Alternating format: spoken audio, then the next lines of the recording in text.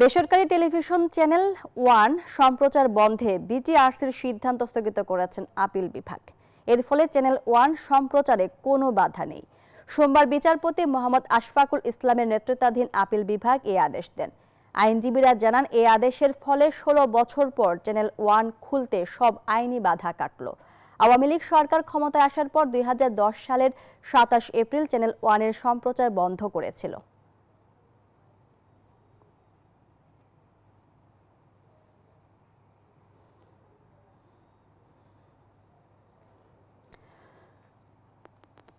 টা 2010 তারিখে যে চ্যানেল ওয়ানে যে আপনার লাইসেন্স বাতিল করা হয়েছিল, সেই বাতিল আদেশের কার্যকরিতা স্থগিত করেছে।